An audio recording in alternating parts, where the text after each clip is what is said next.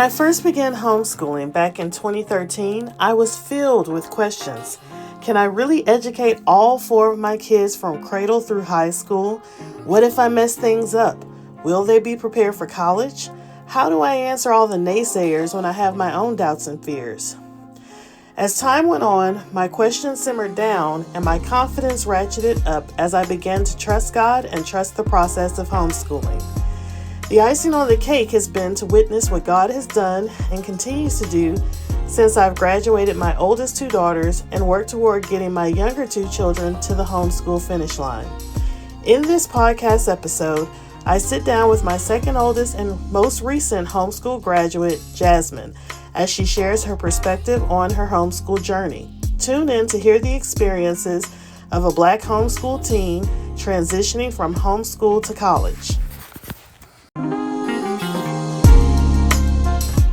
All right, so It's weird. well, I know this is weird for us, but I wanted to interview you because I feel like so often in homeschooling circles, it's the parents talking and it's the homeschool parents sharing their thoughts on everything. And we rarely hear from our homeschool kids. So I want you to be comfortable to share your thoughts because I feel like it's going to help, you know, other not only other teens or kids that are prospectively homeschooling, but parents who are nervous about homeschooling or who have concerns about homeschooling and whatnot. So I'm going to start. I have my little questions here to make sure I ask you everything that I want to ask you. But I already know the first question that I want to ask you. I want to go all the way back to when we pulled you out in third grade. So, first of all, do you remember what life was like going to public school from kindergarten to third grade? Yeah, I remember bits and pieces, but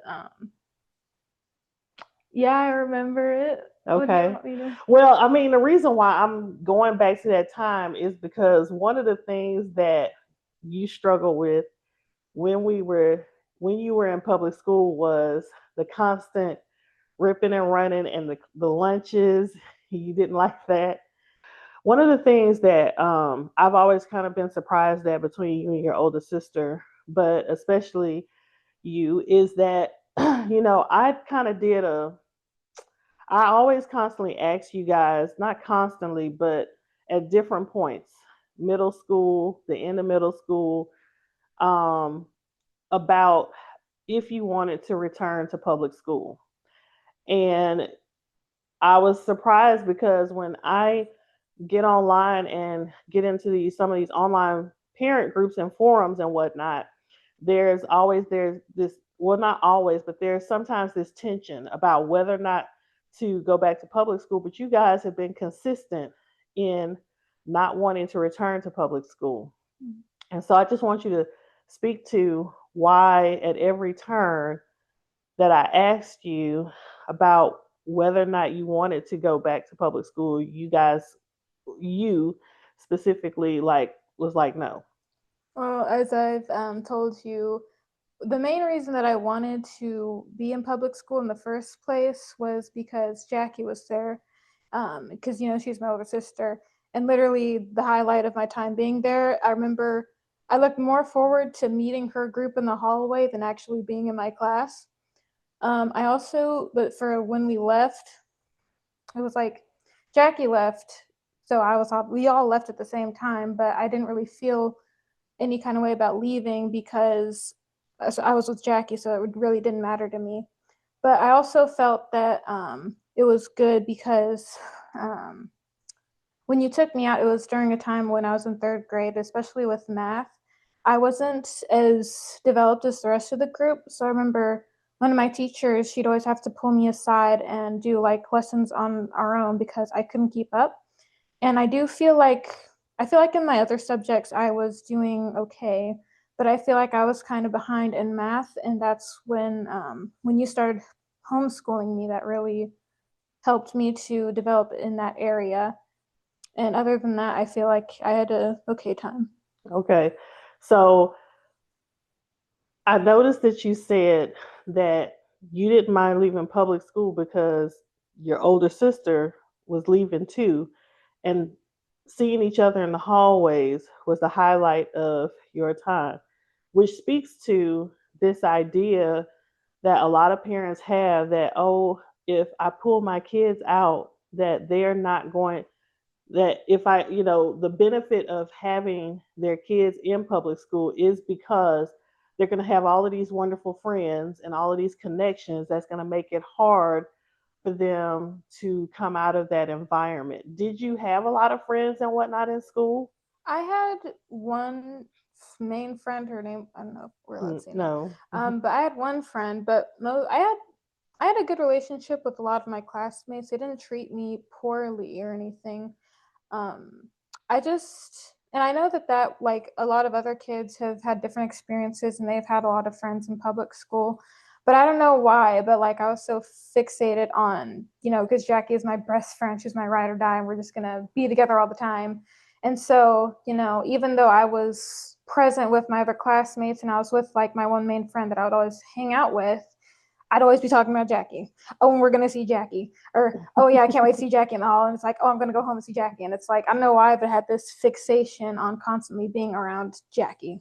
Okay. Well, I mean, Because I she, know other kids haven't like they can go to school and they're not constantly thinking about when their older sister's gonna come around or anything. But I don't know why. We've just always, or I've always kind of had that. I don't know how Jackie feels. yeah, well, I mean, some would say, oh, there's something wrong with that, or that's weird. But here's the thing. How do you feel like, we're homeschooling now, you got pulled out.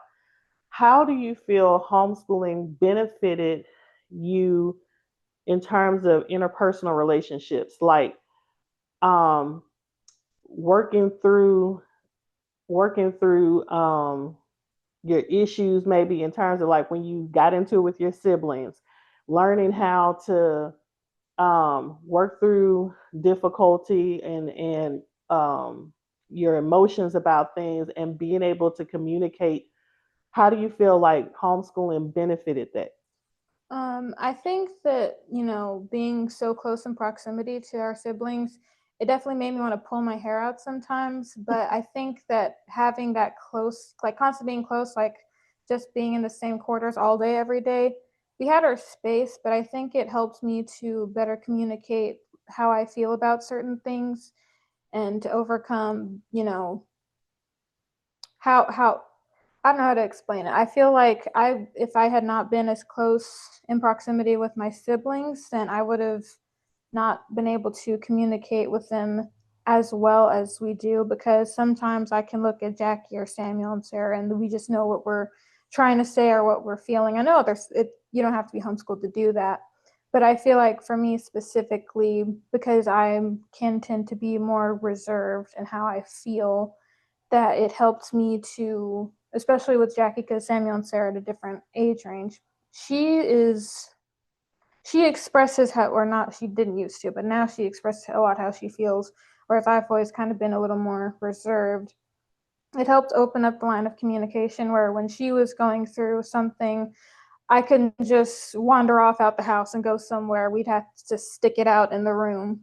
So I don't know if that's a good explanation. Yeah, well, I mean, it's how you feel. I think as a family, us working through our difficulties, our issues, or our feelings about things, I think that has been a highlight Mm-hmm. of homeschool. I feel like a lot of times, and this is my personal opinion, but a lot of times we're so busy going here, there, and everywhere with activities, and just the hustle and bustle of life, whether you homeschool or not, that sometimes we don't effectively work through some of the things that we need to grow as people. But I have appreciated that now. I want you to, two things I want to ask you now. Um, so a lot of times I want you to dispel this possibly. Um, a lot of people think when they think homeschool, they think you're always at home. Oh my, I hate this. Okay, so we're not always at home. And I've gotten this from not from adults, man, but I've gotten this from a lot of peers. It's always like you're always at home doing nothing, you're not doing any schoolwork, you're just laying around. And it's like, one, we're not always at home. In fact, I feel like specifically for our family, we do a lot of things with 4-H and extracurriculars, and we've been able to do a lot more outside and in the community because we're not stuck in a public school all day. But we are at home a lot, cultivating our own home and also our learning environment, because I've been able to get a whole lot more school work done because I'm at home. So I feel like, because I was growing up, like I could be doing schoolwork on my grade level or above my grade level because you decided that okay, you're good at this, you can move on. Or like, it's kind of because I've gotten this question a lot, because a lot of times I feel like, at least people my age, they think that because we're at home, we're not doing schoolwork, or because they think we're constantly at home, we're not doing schoolwork, or we're not doing any extracurricular activities.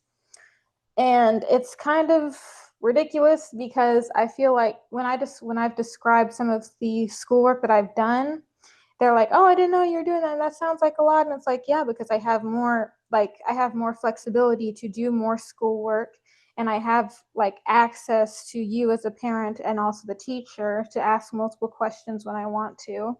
And even when I was doing online school, I still had a lot of access. And then in terms of constantly being at home, we are not constantly at home. We are out more than we've been out a lot more than other kids because we have more flexibility. So I feel like we can do both. Sorry, it's a question I've gotten asked a lot. I'm just like, No, that's what I wanted you to speak to, because I think homeschool sometimes can be a misnomer that misleads people. And as a parent, it's always a tension between making sure we have things that we're out doing, but then also making sure that we have that time we need at home to actually do stuff. Every homeschooler that I know is always busy, always out doing something. And it's not just busy work, but they're out doing stuff in the community to create a, I don't know how to say it, to better them, not to better themselves, but because they create more opportunities for themselves because they have that flexibility.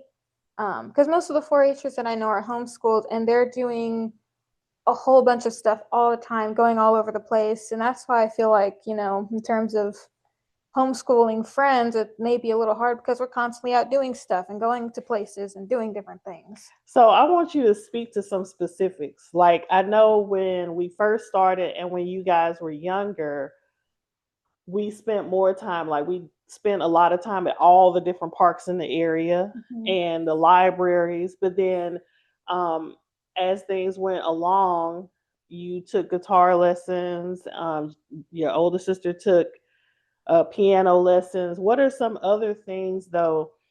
What are some highlights? Because you've done a lot. What are some highlights or some things that really you felt like you got to do that was beneficial to you and that you enjoyed? I can't even. Like, in more so for middle school when we just got out, or high school? All of it. It doesn't have to be. Um, I know cake decorating classes and cake decorating. So the cake decorating classes, I really enjoyed that. That was one thing I did. So guitar lessons. I feel like there was a lot of the, what's it called, globe opportunities. Yeah, in 4-H. Yeah, I was able to do a lot of Zoom calls for like leadership, and even like Healthy Texas Youth Ambassadors, being a part of that.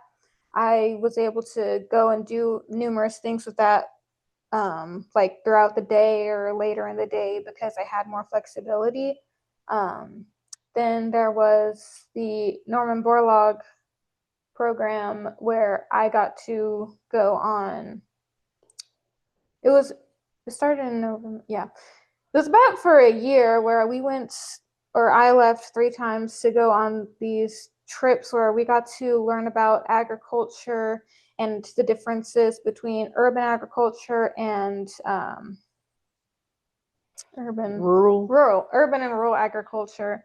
And that was really a really good experience for me, because even though I'm not going into the agriculture field, it did affect how I view agriculture and gardening and water conservation and land management, because I was able in that program, they heavily focused on creating a diverse environment. So not only did we get to go and explore different things in both like Houston with going to NASA, but also, where was the other place? We went to College Station. Yeah, a lot. And we got to go and see different professors there. I got to dissect chickens, and that was an experience. Someone fainted, but I feel like that was really a highlight for me, because in that program, because I was around so many different kids with different backgrounds, I got to really appreciate how much diversity is not just something that is, willy-nilly. It's something that's really important, because without it, we wouldn't have all of these agricultural improvements that we have. And I got to learn about, what different kids faced in their homes, their different cultures, and how that played into how they view agriculture. And it fixed my mindset into looking at agriculture one way and thinking about it differently. So that was one really big one.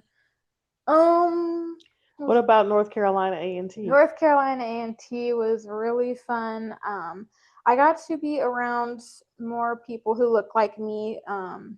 And this was also through 4-H, through their YAY program, Youth Empowering or Empowered in Agriculture. But yeah, I still have the backpack. Yeah. With that one was really fun, because we also got to, it also heavily focused on agriculture, but I really liked how they not only focused on, STEM, they also focused on bringing together like the HBCU pride. And I've seen it with, Prairie View and even Jackie's College, but I feel like, seeing all these different HBCUs coming together, and I got to learn about different kids and how they got into 4-H programs and what they were trying to do with their life and why they wanted to go to an HBCU.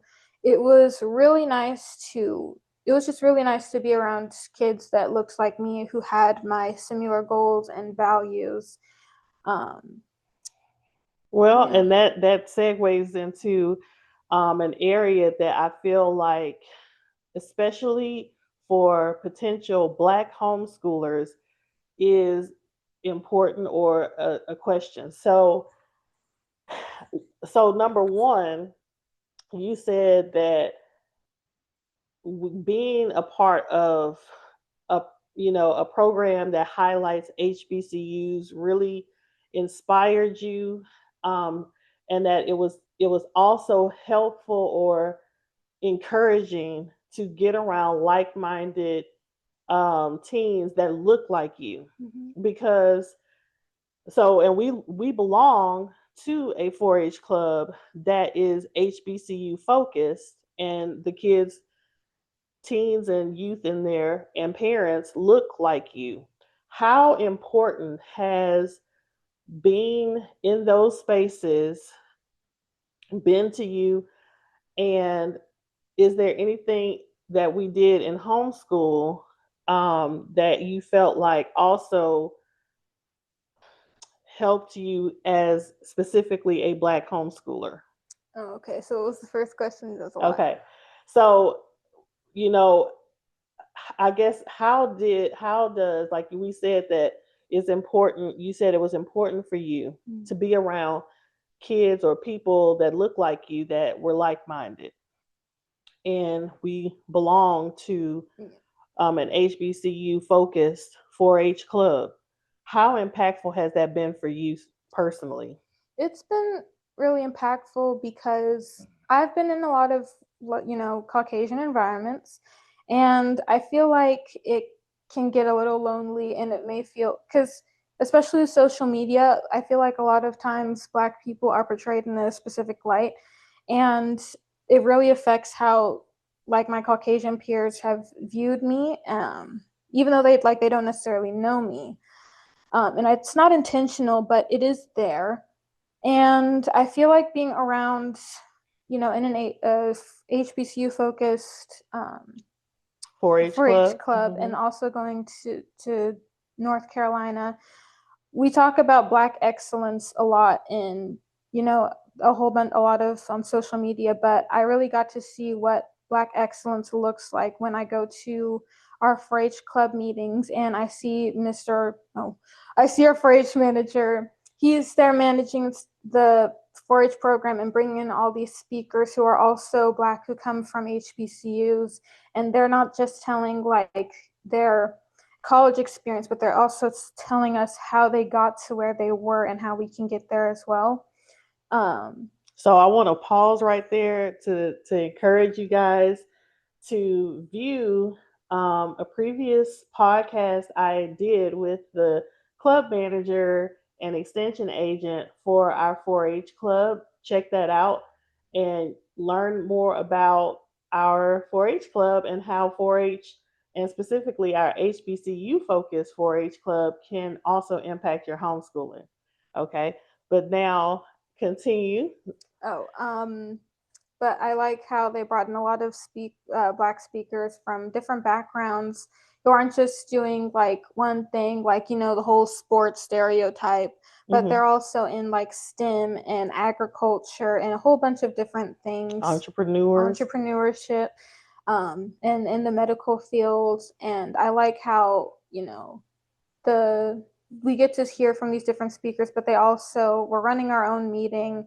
And I know when did the 4-H club start? Like 5 years ago? I think it's been 5 years. Yeah, when we first entered there, it was just starting out, but being able to grow in the club and learn about the different fields with my peers who have the same goals as me, it's been really good experience, to know that even though I've always grown up in a more Caucasian environment and I've been looked at a certain way and treated a certain way, that it doesn't make up who I am or who I'm going Are to be. you ready to dive into the exciting world of chemistry from the comfort of home?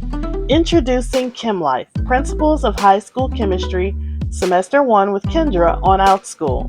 Each week, students get access to pre-recorded video lessons, printable study notes, and live virtual class sessions with a certified instructor. They'll build real skills with interactive homework assignments designed to reinforce key concepts and make learning chemistry fun and practical. This class is led by yours truly, an experienced and engaging educator, certified in Science 8 through 12. This course is perfect for homeschoolers or any high school student looking for a strong foundation in chemistry. Scan the QR code or head to OutSchool to find out more. Use the code KENDRCHEM120 to save $120 off the course price. That's 40% off. Again, use the code KENDRCHEM120 to get 40% off when you enroll in Chem Life, Principles of High School Chemistry on OutSchool. Now, back to our conversation. To be. Good.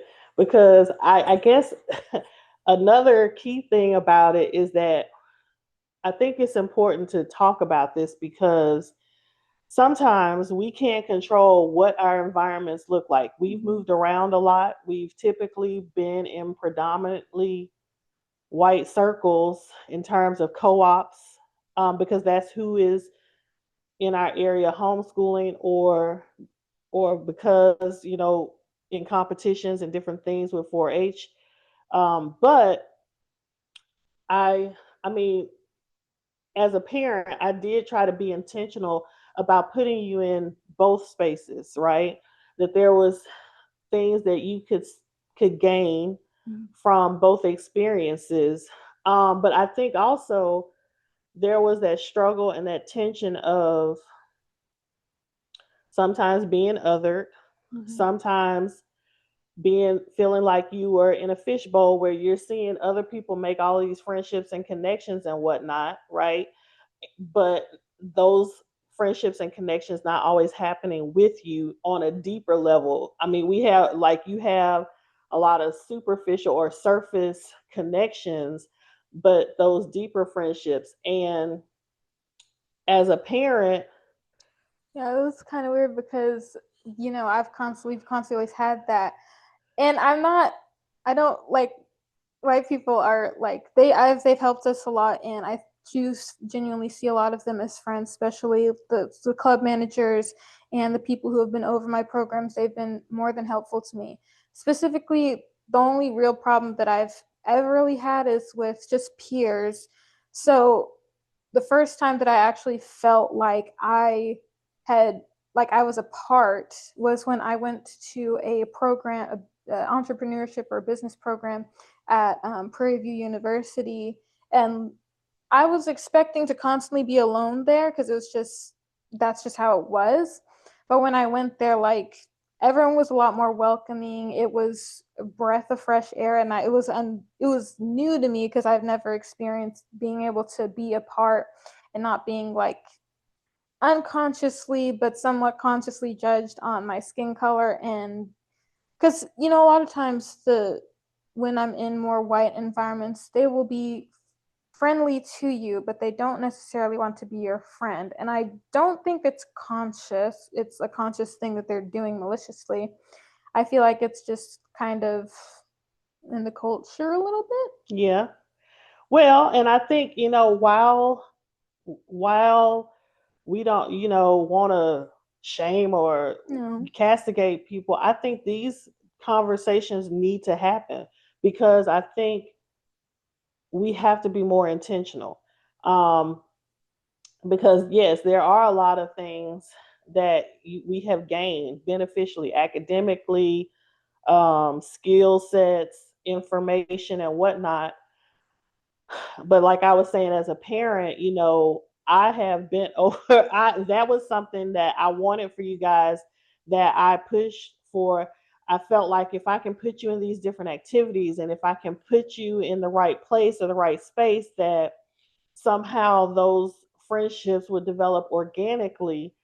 And to some degree, they have in certain spaces, but they haven't in the way that we hoped, right? Mm-hmm. But here's one thing that I will say, because a lot of times homeschooling parents, we like to gloss over this question, or we get irritated with the question about what about socialization, because we get annoyed with, non homeschooling or the public school community trying to use that as a sticking point. But it is, we can't gloss over it, because for certain groups, especially Black homeschoolers, that's a big issue. That we not wanting our kids to feel isolated or to be, treated in certain ways. But here's the good things that I feel like, and I want you to answer whether you feel like that was a positive side of sometimes potentially disheartening things. I feel like even though you didn't get all of these deeper friendships and ties that you may have wanted, which I do admit is important, you did have focus, right? Mm-hmm. You gained focus, and you gained, and when I say focus, I mean you gained the ability that to not be so distracted. So even if, you can always keep your eyes on what you came for, or what you hope to accomplish, or what you hope to gain from an experience. Do you feel like you gained that? Yeah, definitely. Because I got to a place, especially in high school, where I was just focused on, going towards my goal, which was ultimately going to college. And I feel like it helps me be okay with being alone, but not really being lonely. Like I could do Mm, the work, and I could. I did have make friends in some environments, but like you said, I didn't in others. But I do notice that part of the reason why I didn't make friends sometimes was because I was okay with being alone. Like I would be in some group settings, and I would be focused on let's have fun, let's enjoy ourselves, but also we have to get this work done in a certain amount of time. And I'd be okay with just doing that and getting to like the goal. Whereas I feel like some of the other kids were like, let's just, have fun, let's just play around or whatever. And they're looking at me like, why are you so focused on trying to do this? And I do feel like it's inevitable that when you're a homeschool, you're going to have issues finding friends, whether you're black or white, more so when you're black because it's got that racial factor in it. But I think it helps because it helps to learn how to be alone even when you're not to be alone when you're in a room full of people. Because like as I've gotten older and even when I haven't been in some of these homeschool environments, like in the workplace, you're going to be alone sometimes and you're not going to have all the friends sometimes, and it's just going to be up to you. And I've learned that I have to be driven to know what I want and to work towards that, and not be so focused on if I have all the friends in the world. Because and I want friends, and I like being around people, I like talking to people, I but call you the social butterfly. yes, and I like doing that. I've met a lot of good friends, but if I feel like sometimes if you have the wrong friends or you're too focused on making friends, you lose sight of the goals that you really want. Yes. Yes, I would definitely agree with that. So that makes me feel good because I sometimes I mean, we've gone through it with conversations, learning how to navigate those feelings, learning how also to, you know, remain hopeful and whatnot. But I feel like you come to the other side of it, and so you've grown. Yeah, and it's okay to be alone sometimes. Like I can be with friends and I can have fun or whatever, and I can also be by myself and I can still have a good time.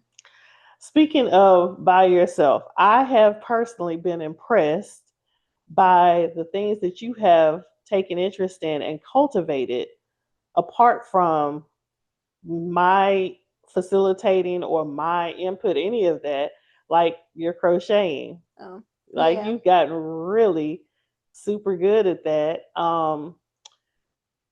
And just, you know, your sense of style, your sense of decorating. Um, do you feel like homeschool gave you that space to explore and learn more about yourself? Um, I think so. I mean, I don't because I've been homeschooled, I don't really know if have I would be the same way if I'm in public school. But I do think because we did different things, I was able to, you know, learn more about myself. Like most of the projects, the little mini projects that I've done for myself, it's because I've seen someone else in a certain environment do that. And I'm like, oh, okay, let me see where that goes. Or like with food challenge, that like I'm not necessarily into cooking, but I am really into baking. And it also showed me that I do enjoy public speaking, and I do like public speaking with a group when everyone's doing their work. But Uh-huh. I like public speaking and being around people, and I get nervous, but I do like making presentations, and that led me to and just like being around other people, that led me to like nursing with the health side of it. Because in food challenge we were not just talking about like how to make food, they're also talking about portion sizing, my plate, nutrition facts, and that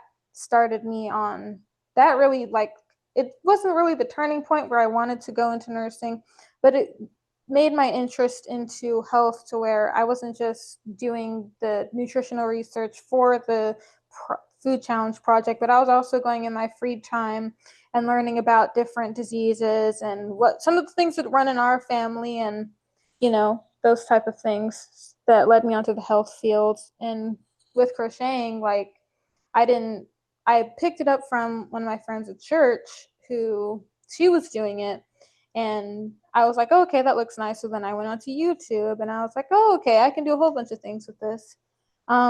So I don't know if it'd be different if I was in public school, but I do feel that being a homeschooler, I had more time to explore the things that I want, because I could get up at 4 in the morning and do my schoolwork, and then, at like maybe 3, I'd have the rest of the day to just focus on the things that I really wanted to do.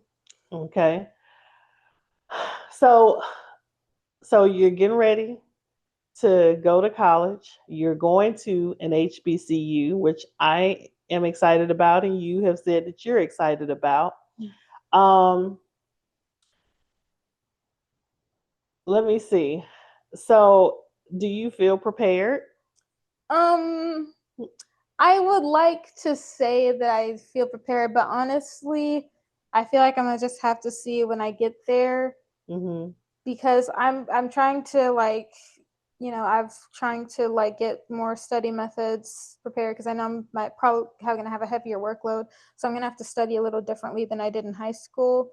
Um, Also, I think it's gonna be a little different for me, or maybe a little harder, but I'm not really sure, because I'm not just going to be at home around my family. I'm going to be around different people. I'm going to have to actually walk to classes instead of getting on my computer.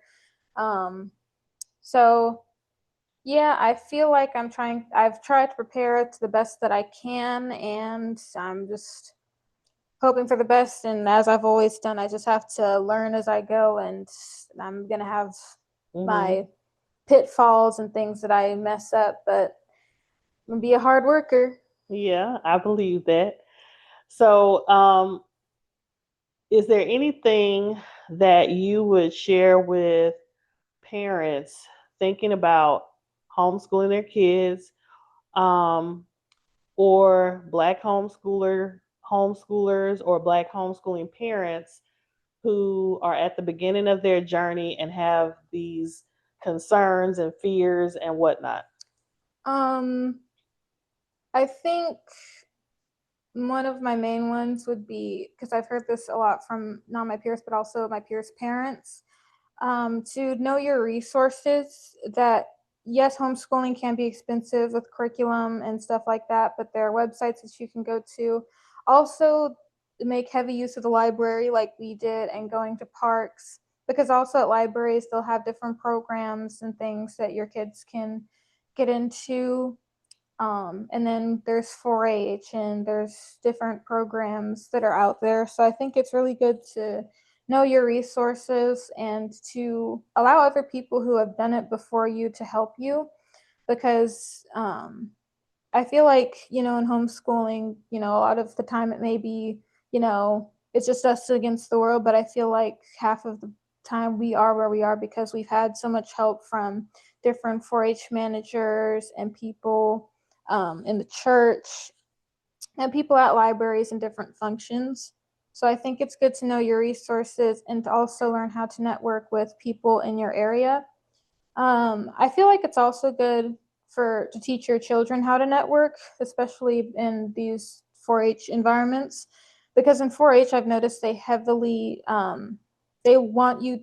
teaching their kids heavily to how to network, like networking for like people, professors, people in college, like people who are already in college. They bring in college specifically for Healthy Text Youth Ambassadors. They've brought in people who used to be ambassadors who went to college and brought them back to speak to the class. So I feel like maybe more so when your kids in high school and they're getting ready to, go to college, when you visit the colleges, like meet the professors, meet the people who are going to be there, um, and just in general, teach your kids how to network, because a lot of the times it's the people who who will get you really far. And then after you network, I feel like, because I've noticed a lot of kids don't necessarily do this if they're not in 4-H. It's writing thank you letters back, or even just sending an email if you don't have their address. A lot of people will remember you by how, like, if you're saying, hey, thank you for meeting me, I appreciate you spending the time with me, because you are taking up people's time when they're deciding to help you and to mentor you. So being appreciative of people's time and their mentorship is really important, because they're going to remember you. So, like, after you've gone and you've met someone, a new professor or anything, and you're leaving, I'd say like you have 24 hours to write a thank you note, and that will make the difference. So you've gotten some beneficial skills skill sets that you feel like is going to serve you Mm-hmm. long beyond high school and what you've done. Yeah. Now I'm gonna ask you another question Uh, that look, I'm cringing. I know that, you know, so homeschooling has opened up. I know that I've been at home and I work part time, but I didn't work for the first 3 or 4 years, right, of our homeschooling. But now homeschooling has opened up where people work and homeschool their kids, people are single parents and homeschool their kids, different things. Would you, if you had children, like in the future, would you consider homeschooling your kids? I think it'd be one of the natural things that I think about first. Um, I honestly don't really know because I don't have kids yet, but I feel like if I was able to have a husband like dad who is able to provide like that, where we don't have to, we always worry about money, but like you don't have to be scratching nickels and dimes together to make ends meet, um and be like or work part-time online or something like you do. I feel like it'd be something that I would consider doing, but I also feel like if not, I would try and make sure that my kids are in like one of those either private or public schools that have really good like teachers there and social environments. Like there's one school, I think it's in Austin, I don't know, but I don't really know yet Okay, but that's fair because I feel like because it takes a lot to be the teacher of, especially if you have multiple kids. I feel like that's it's a lot, and you have to be prepared to do that, because if you just go into it and then you decide, oh, this isn't for me, your kids might get hurt from that. yeah. Well, I think you speak to, if you're going to commit Mm-hmm. as a homeschooling parent, you have to commit all the way. Yeah. And it's not something that, oh, I'm going to dabble my toes in this and then, oh, I'm going to be done if it doesn't work out the way I envision, but be willing to, hey, this specific aspect, like you're able to evaluate what's not working and make changes or adjustments as needed. But it's something that I have had to commit my heart, my mind, and everything to, because if you go about it halfway, you're gonna get halfway results. Yeah. Meaning that both your father and I, have had to fully commit ourselves to this path forward. And I've been pleased. You and your older sister is on a full ride to college.